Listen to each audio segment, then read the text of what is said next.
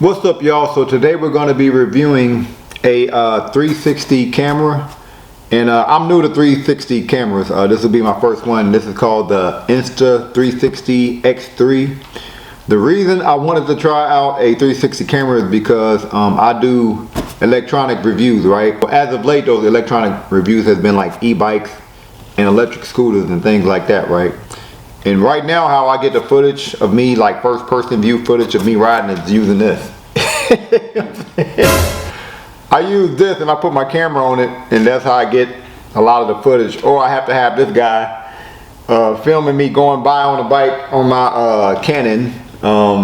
So I think with this 360 camera, they're saying that this is the most megapixels that you can get in a 360 camera. And I think this has a 4K first person view mode. Like you can you can shoot your shots in 4K. But also these are action cameras. So it has like something called like a me mode, right? Where I can have a selfie stick and I can be recording myself doing something, and it'll erase the selfie stick. Like it'll look like I'm not holding anything while I'm riding my bike or while I'm doing whatever. And also it's waterproof. I think you can go like 32 feet underwater with this with this camera. It'd be great if maybe I can set this up somewhere and I can have it focus on me, and as I ride by, the camera will follow me. It says that this camera captures a 5.7K video in a 360 mode. It has a large 47 megapixel sensor, which I think adds to clarity of your video. And what I'm also excited about, it has a new HDR mode, which I think increases the stabilization of the video. And that's one thing that I struggle with on my bike reviews, is if I have it here, it shakes, you know, and sometimes the video looks a little shaky. But so what we're gonna do is we're gonna unbox this. We're gonna go through all the features, and I'm going through all of this as a person who's never done 360 cameras before. So I'm gonna be going probably in more detail than most because I've never done it before. And then we're gonna try some shots out. Like we're gonna try shots of him doing football training. me riding my bike. I might ride a scooter. We're gonna try to maybe go swimming with the camera, see if it's really waterproof like they say it is. We're gonna test out everything. So you ready to unbox this? Yes, I am. Alright, so let's go ahead and unbox this here. 128 gig memory card. That's a lot. That's a lot of space. Let's see what else came in here. What else is this? Okay. Oh, I guess this is to clean off your lens here. And then it came with this box here. So let's open this box up now. Okay. So let's see what comes in the box here. Looks like a Samsung. Samsung? This doesn't look like no Samsung. This looks like the Samsungs that came out before you were born, probably. That's what I said, Samsung too. Alright, okay, so we have wires to charge up your camera here. Came with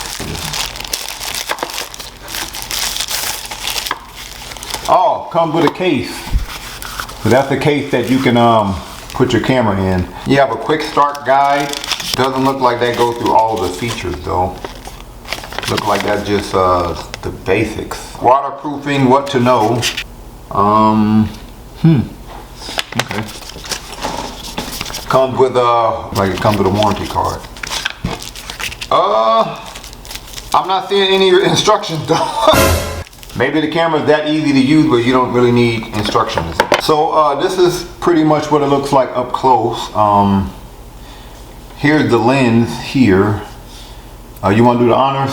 One thing I can say is I definitely see how this camera can be waterproof. It looks like every opening here is covered. Like I think this is where you would put your wire to charge this camera, for example, and see that's covered here.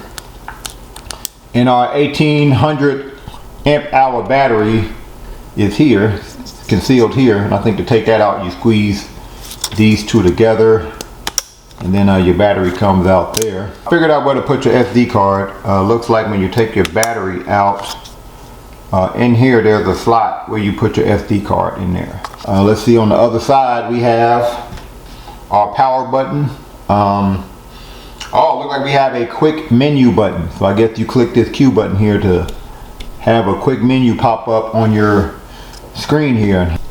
And this battery is supposed to only take 90 minutes to charge, and it's supposed to give you 81 minutes of battery life. And it looks like I have two lenses here. I have this lens, the self-facing lens, and I have a lens on the other side, so two lenses here. And yeah, for this thing to supposedly be so powerful, it's small, man. Like, it's only about 2 inches wide. It's only about 4 inches, maybe 4 1/4 inches tall, and it doesn't feel very heavy either. So let's go ahead and turn this camera on. We're gonna press and hold our power button here. Okay. See if that turns our screen on here in the front. We're gonna go ahead and choose our language. We're gonna choose English. Click next. Please download the Insta360 app in the App Store. You can access the App Store from this camera. So in order to activate your camera, you have to download this 360 app, Insta360 app on your phone. So let's do that. When you download it, it's gonna ask you if you have your camera. You're gonna click yes there. Click connect camera. Oh, then you confirm it on your camera here. You're gonna click connect here. Connect it. All right, then we're gonna download the firmware. So now that we've installed this 360 app, let's go into some of the settings on the touch screen here. Let's start with clicking on this 5.7K 30-second frame per frame. Look like you can adjust that. Okay, from 5.7 to 4. And there's no way to navigate back. You have to make a selection to go back to your previous screen when you're navigating on this. I don't know if I like that. Let's go to camera now. Let's click on this. Let's click on this camera icon now. Looks like we have 360 and we have single lens as the two options at the top here.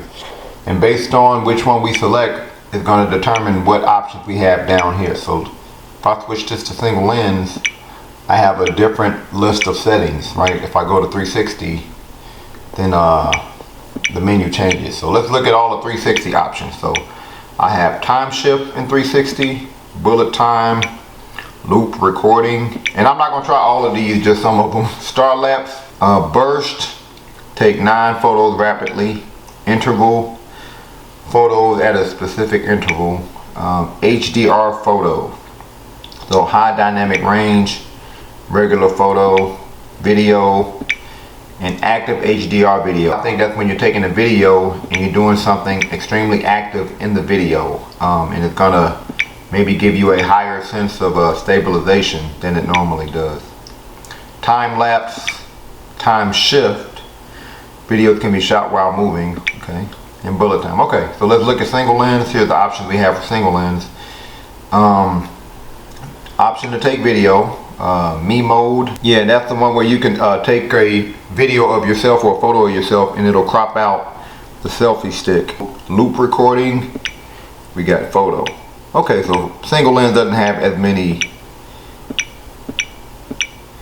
Me mode, loop recording, photo, video, me mode. Okay, so single lens doesn't have as many options as the 360. Now, if you swipe down on the screen, you get additional settings here. And these are your general settings here, like how bright do you want the display, do you want to use ear pods, things of that nature. Let's click on this button to see if we have some additional settings. Okay, here are our camera settings here, and this is where you can do a factory reset, it looks like.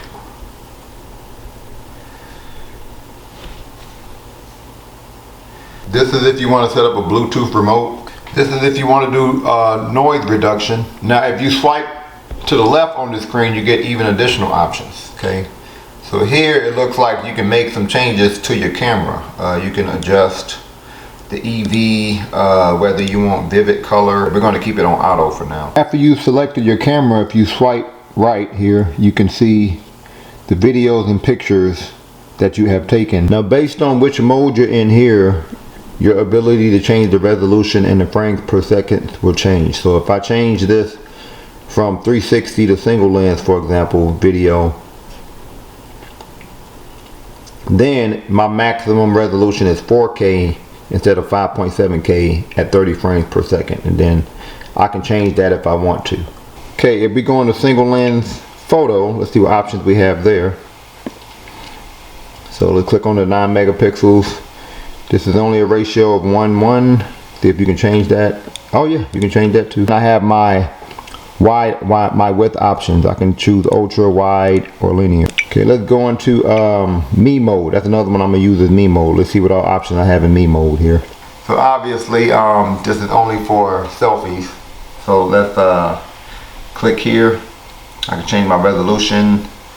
Max view. Okay, that's the width again. And it looks like I can also change my ratios. Okay, let's go into a 360 video to see what all options I have in the 360 video. So when I click here, okay, it looks like all I can really change in 360 modes is my resolution and my frame rate. And I think that's because, well, let me explain how 360 works real quick. So with a 360 camera, even though it has a lens on the front and a lens on the back, right, you would think it only captures images, you know, a self-facing image or a rear-facing image, but that's not true. With a 360 camera, it's capturing images everywhere, like in the ceiling, the floor, everywhere. It's like it really is a 360 on a swivel image that is capturing when you're doing a photo or a video. So when you capture a 360 video, and we click this button to capture it here, let's just capture a basic video. Okay, we're gonna record. I'm not even gonna move my camera here. I'm just gonna keep it there, and it's capturing everything. So I'm gonna stop that now. So now when I stop it, I can go on my app here and see the video that I just recorded. Now first and foremost, you can tell the difference between the 360 video, which have the circular thumbnails here, and the regular videos here. So we're going to click on the 360 video we just created here. Okay, by default it's going to start playing. If you ever want to pause it, just tap the screen. Okay. Now the power of this 360 camera is you can create keyframe. So keyframe in the 360 software means at this keyframe I wanted to focus on this. So for starters, I'm going to create a keyframe where you focus on me. So we're going to start this video focusing on me. So to add that keyframe, you see this keyframe has a plus icon. I'm going to hit plus. So that means this video is going to start looking at me. So then we're going to go over a little bit. And let's say I wanted to continue focusing on me. So I'm going to add another keyframe there. Okay. If I ever want to remove a keyframe, when I add one, that plus turns into an X. Okay, so I hit the X button if I want to delete the keyframe. I hit the add button if I want to add a keyframe. So that means from the first keyframe to the second keyframe here, it's just going to focus on me. Okay, now let's go a little further. Let's add another keyframe where it focuses on the ceiling. I want to go focus on my ceiling. So I'm going to add that keyframe. Okay. And if you ever want to edit a keyframe after you added it, let's say you change your mind, you just go to where you want it to be and you click the update keyframe key here. So now let's say I wanted to go from my ceiling to facing my window. So I'm going to go away a little bit here, and I'm going to say at that point I wanted to focus on my window there. So I'm going to add that keyframe. Now also while on this video, you can always zoom in, zoom out with your thumbs here. You can trim the video. Look like you can decide which format you want it. We can do 9:16, we can do 16:9, we can do 1:1, 235, which is extreme wide, it looks like. But you have those options. Like you have a multi-view option. Look like you have a freeze option. Snapshot, color plus, clarity plus, face filter. So now if I play this video from the beginning, you should see the camera move based on my keyframes. Now it's going to go towards my ceiling from that keyframe to the ceiling keyframe there. And it's going to go from ceiling to my window. See that? Isn't that cool?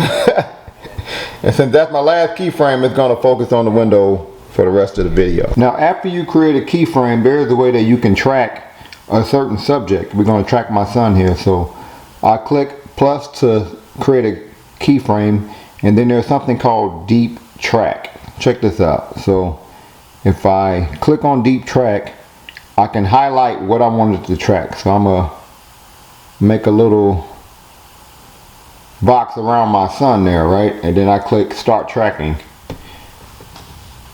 And then it's gonna track his movements. Y'all see this? When you're editing your 360 items, at the top, if you hit these three dots here, you have additional options.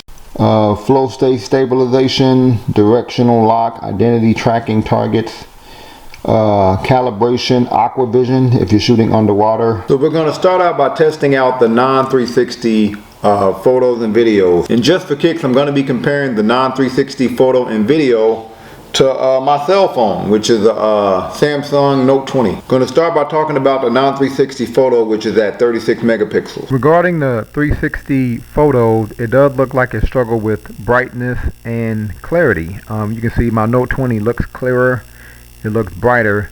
This really doesn't surprise me because this camera is mainly for video, not really for photo. Let's now talk about the non-360 video. Again, I do think it struggles a bit with lighting and a bit with clarity, but from an action standpoint, I think it looks pretty good, at least good enough. If you compare my bike ride video here to the one on my Note 20, you can see the Note 20 had brighter color. It's a little bit more clear, but my Insta360 is smoother. It looks like it has better stabilization than my Note 20. And with the Insta360, I only made sure I was at the highest resolution and the highest frame rate, but I didn't change any of the colors. Like, I left all that on auto. I don't know if maybe changing the colors would make the picture look a little bit better. And regarding the Me mode camera, I think it's pretty cool how, although I'm not in 360 mode, you can't see the selfie stick. That's pretty impressive. Alright, so to help test out this water resistance, how water resistant it is, I'm about to dip this camera down in this pond. See just how wild it's about to get when you throw that food down there. They are about to have war. Let's see if we can capture There's it. microscopic poop down there.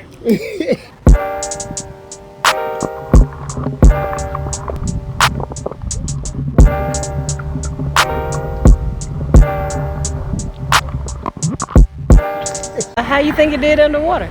I think it did pretty good. It's not damaged. All the lights are still on. Still works. Still work. I can still use the touch screen and everything. So let's now look into all of the 360 options, starting with the 360 photo. Now the cool thing about a 360 photo is, even though it's a photo, it's taking a picture of everything. So even though it's a photo, you can move the camera around to see everything around the photographer. We're now going to look at all of our 360 video footage. In this footage, some of these shots are taken with the HDR 360 camera, while others is just a regular 360 camera. There is a difference between the two.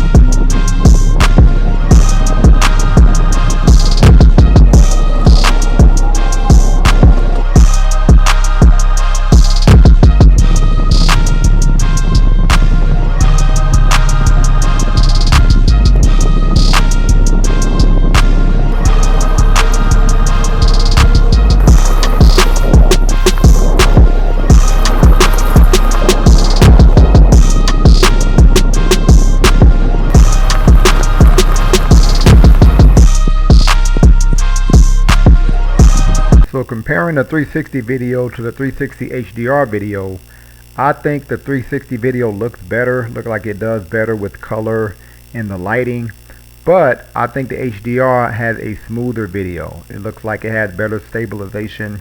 The camera doesn't look as shaky, it looks more smooth. So I guess that means that you compromise a little bit of the quality and the color in order to have a smooth shot with the HDR. So yeah, I'm pretty blown away by this camera. There are shots that I usually need somebody else to do for me that I can do by myself with this camera. I like the waterproof ability. I do like all of the cameras. I do wish that this camera performed a little better in low light. Seemed like in low light, it's a little blurry. I'm not gonna lie, it's a little blurry in low light. And this camera gets hot easy. Like after you use it for about 30 plus minutes, it gets hot, you know what I mean? And sometimes it gets so hot where it'll stop recording. But all in all, comment below, let me know if y'all think I should keep this camera, or is there a better 360 camera on the market? If so, comment below. On a scale from 1 to 10, I'll give this camera an 8.5. So comment below, let me know what y'all think of this camera. Thank y'all for watching. Peace.